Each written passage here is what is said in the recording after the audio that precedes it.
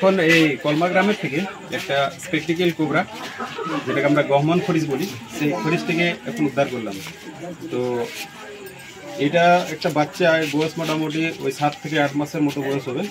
আর আমাদের এই গ্রীষ্মকাল পড়ার সঙ্গে সঙ্গে ধীরে ধীরে এই ধরনের যে খরিশ সাপ, আমরা দেহাতি ভাষায় এগুলো খরিশ সাপ বলি, আর এগুলো গহমান সাপ বলি ভালো বাংলায়, আর একে ইংরেজিতে স্পেকটিক্যাল কোবরা বলি।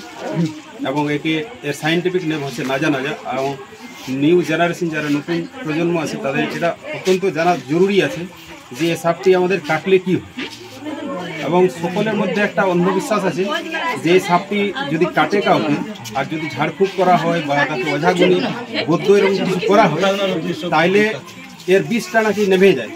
কিন্তু এটা একটা সম্পূর্ণ মিথক ধারণা, ভুল ধারণা, ভ্রান্ত ধারণা যে এই ধরনের সাপে যদি কাউকে কাটে তো কোনো ধরনের ওঝা গুনি মাদলি তাবিজ কবচ কিছুই কাজ করবে না। এতে সঙ্গে সঙ্গে যদি সরকারি সদর হাসপাতাল না নিয়ে যাওয়া হয় তার মৃত্যু 1 থেকে 1.5 ঘন্টার মধ্যে নিশ্চিত হবে।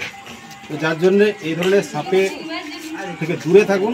আর এরকম সাপ যদি দেখেন তাহলে আপনার নিকটবর্তী স্নেক রেস্কিউয়ার বা স্নেক যারা উদ্ধার করে তাদেরকে যোগাযোগ করুন এবং তাদের সাথে যোগাযোগ করে এই ধরনের সাপগুলিকে উদ্ধার করুন। আর এই সাপগুলিকে না মেরে প্রকৃতিতে বাঁচার সুযোগ করবেন, যাতে করে এর প্রকৃতিতে বাঁচতে পারে।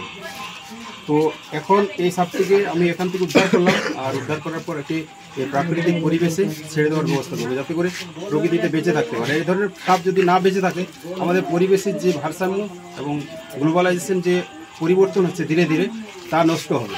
যার জন্যে এই সাপগুলিকে আমরা সঠিকভাবে বেঁচে থাকার সুযোগ করে দেবো, যাতে করে প্রকৃতিতে বেঁচে থাকতে পারে।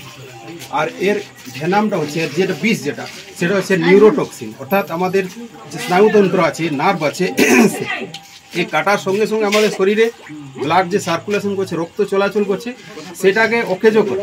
আর আমাদের শরীরটাকে ধীরে ধীরে প্যারালাইসিস করে, মানে আমাদের শরীরটা অকেজো করে দেবে। মুখ থেকে ফেন বার হবে, চোখে ঝাপসা দেখবে, ধুন্দলাপন দেখবে, আর চক্কর আসবে। এবং সঙ্গে সঙ্গে তার যদি ট্রিটমেন্ট না হয় তার 1.5 ঘন্টা থেকে 2 ঘন্টার মধ্যে মৃত্যুও হতে পারে। তো এই ধরনের সাপ থেকে সবাই সাবধান থাকুন। গরমকাল পড়ে গেছে, বেশিরভাগ সময় ধীরে ধীরে এরপর এইসব সময়ের সাপের আগমন শুরু হয়ে গেছে। তো এতক্ষণ আপনারা দেখছেন স্নেক সেবা শম্ভু ইউটিউব চ্যানেল। আর ফেসবুক থেকে যদি দেখছেন শম্ভুনাথ চন্দ্র ফেসবুক থেকে, এবং শম্ভুনাথ চন্দ্র ফেসবুক পেজ ফলো করুন, লাইক করুন, কমেন্ট করুন, শেয়ার করুন।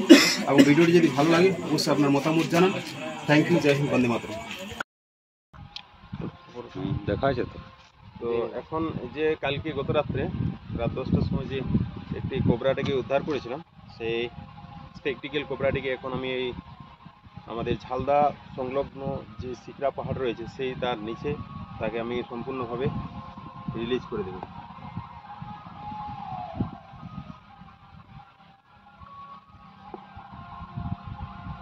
এটার মধ্যেই রয়েছে সেই কোবরাটি।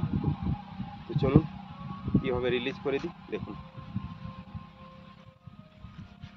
যেহেতু এটা একটা রাস্তা, সেই কারণে এই দিকটাতে দিয়ে দিই।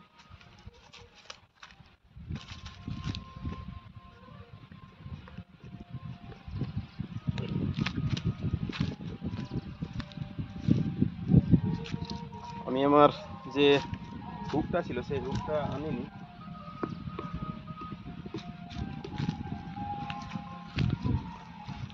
দেখুন কিভাবে চলে যাচ্ছে।